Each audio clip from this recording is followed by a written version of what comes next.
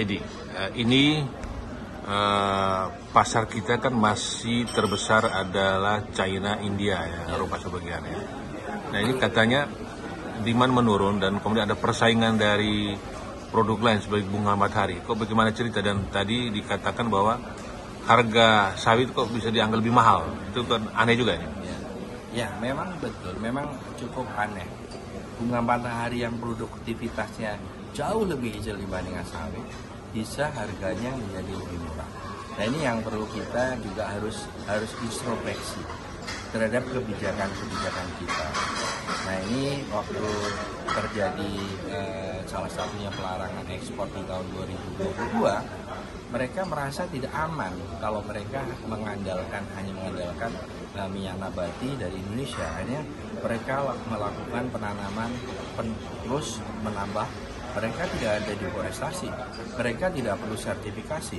Yang perlu sertifikasi di dunia hanya satu, yaitu minyak sawit.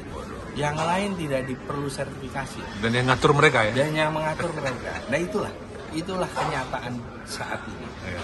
Jadi akhirnya mereka melimpah produksi. Nah ini makanya kita dalam memiliki nanti segala kebijakannya harus hati-hati, jangan sampai nanti justru backfire terhadap kita sendiri. Nah kita sekarang memang importer terbesar Indonesia adalah China, kedua India. Kemarin kita agak terpukul saat ini lagi dengan India karena India menaikkan import duty. Nah ini menyebabkan kita juga sekarang ekspor ke India juga menurun karena salah satunya ada kenaikan import duty tersebut. Nah kita harapkan karena itu juga yang kesulitan pasti juga konsumen India. Ini kita berharap hanya sementara saja. Nah kemudian yang menarik bahwa ini demand dalam negeri meningkat tajam juga kan? Nah demand dalam negeri meningkat tajam mestinya menguntungkan produsen. Tapi bagaimana?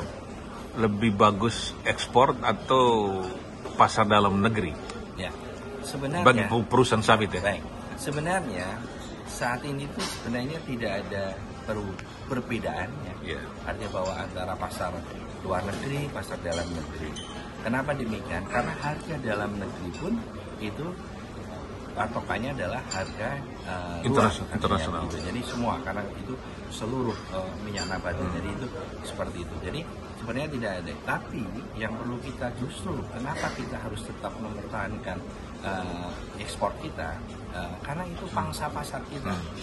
Pangsa pasar kita yang sekarang sudah terbentuk, jangan sampai di situ berkurang. Kalau apabila kita justru nanti mengurangi ekspor kan gitu. Nah sementara seperti yang sekarang insentif untuk biodiesel itu dari mana? Dari ekspor, sehingga ekspornya tetap harus dipacu untuk bisa memberikan insentif pada biodiesel untuk penelitian sawit untuk petani itu semuanya dari ekspor. Jadi tetap kita harus menjaga pangsa pasar kita di luar, bahkan kalau perlu kita meningkatkan pangsa pasar kita, tetapi dengan catatan produksi kita juga harus naik. Kita nanti sambung lagi pemirsa, jangan mana-mana.